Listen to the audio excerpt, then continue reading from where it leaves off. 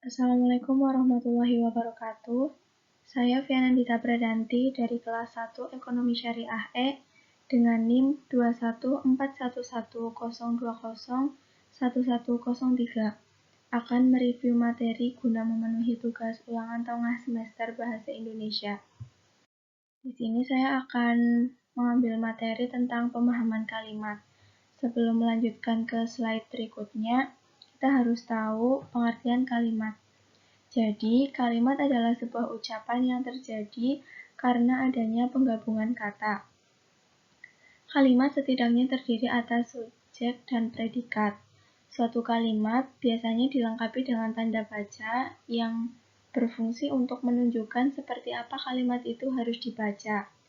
Misalnya yaitu tanda koma yang artinya berhenti sebentar, tanda titik yang artinya berhenti agak lama, tanda tanya yang artinya kalimat itu menanyakan sesuatu, dan tanda seru yang artinya kalimat yang menegaskan tentang sesuatu hal. Yang pertama yaitu frasa. Jadi frasa adalah gabungan dari kedua kata atau lebih yang memiliki suatu makna yang berubah-ubah menyesuaikan dengan konteks kalimat. Frasa tidak dapat menduduki dua fungsi yang berbeda sekaligus dalam suatu kalimat. Misalnya, suatu frasa menduduki dua fungsi yang berbeda, itu berarti frasa telah melampaui batas fungsi. Macam-macam frasa yaitu yang pertama, endosentris.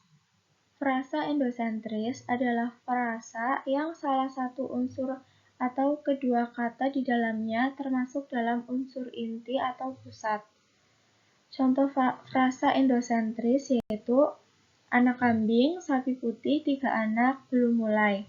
Jadi, contoh ini merupakan unsur inti atau pusat dari suatu kalimat. Yang kedua yaitu frasa eksosentris.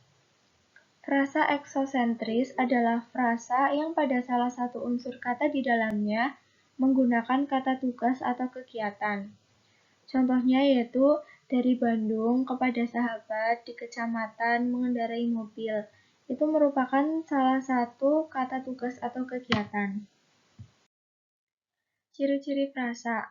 Yang pertama yaitu terdiri dari dua kata atau lebih.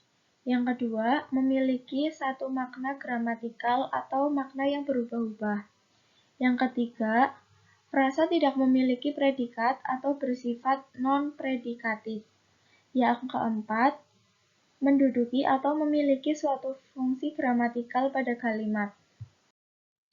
Yang kedua yaitu klausa. Klausa adalah kelompok kata yang mengandung predikat. Biasanya, klausa lebih lengkap daripada frasa. Klausa dibedakan berdasarkan kategorinya masing-masing. Pembagian klausa didasarkan pada beberapa kelompok, yaitu berdasarkan struktur, berdasarkan unsur yang menjadi predikat, dan berdasarkan fungsinya. Macam-macam klausa. Yang pertama yaitu klausa verbal. Klausa verbal adalah klausa yang predikatnya berupa kata kerja. Yang kedua yaitu klausa nominal. Klausa nominal adalah klausa yang di mana predikatnya merupakan kata benda atau frasa nomina. Yang ketiga yaitu klausa adjektival, yaitu klausa yang berisi subjek dan predikat. Yang keempat yaitu klausa preposisional. Klausa preposisional adalah klausa di mana predikatnya merupakan suatu kata depan. Oke, sekarang kita masuk ke ciri-ciri klausa. Ciri-ciri klausa yang pertama yaitu memiliki satu predikat. Yang kedua, tidak memiliki intonasi akhir. Yang ketiga, jika ditambah intonasi akhir, maka akan menjadi sebuah kalimat. Dan yang terakhir, klausa merupakan bagian dari kalimat plural. Materi ketiga yaitu tentang kalimat efektif. Kalimat efektif adalah kalimat yang mengungkapkan ide dan gagasan penulis yang disampaikan kepada pendengar atau pembaca agar pembaca dan pendengar dapat menerima ide dan gagasan penulis atau pembicara dengan jelas. Kalimat berisi tentang ide dan gagasan penulis atau pembicara.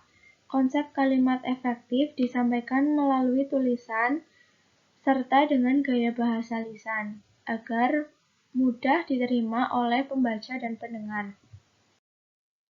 Ciri-ciri kalimat efektif yaitu taat terhadap tata aturan ejaan yang berlaku, menggunakan diksi yang tepat, melakukan penekanan ide pokok, mengacu pada kehematan penggunaan kata, menggunakan variasi struktur kalimat. Syarat-syarat kalimat efektif. Yang pertama yaitu kelebihan.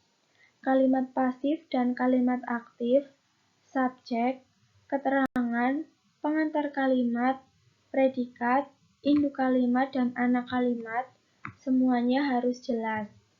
Subjek tidak boleh ganda. Predikat tidak didahului kata yang. Yang kedua yaitu kepararelan.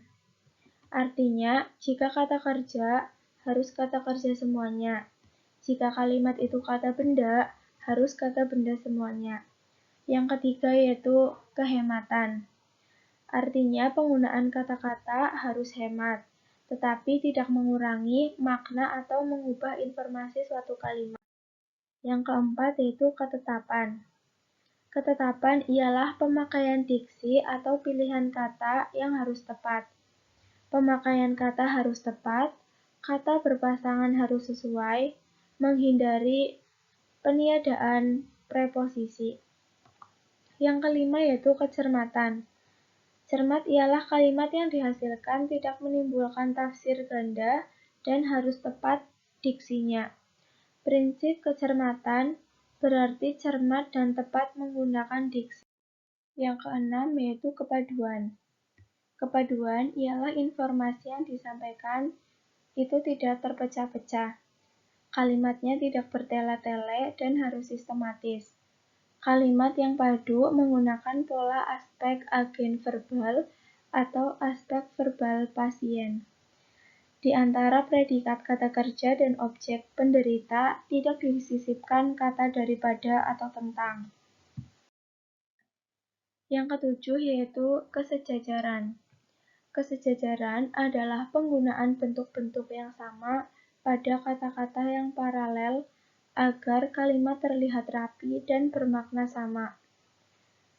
Yang kedelapan yaitu keharmonisan. Keharmonisan kalimat artinya setiap kalimat yang kita buat harus harmonis antara pola pikir dan struktur bahasa. Syarat-syarat kalimat efektif yang terakhir yaitu ketegasan. Terima kasih. Mungkin hanya itu yang dapat saya sampaikan mengenai review materi. Kurang lebihnya mohon maaf. Sekian, wassalamualaikum warahmatullahi wabarakatuh.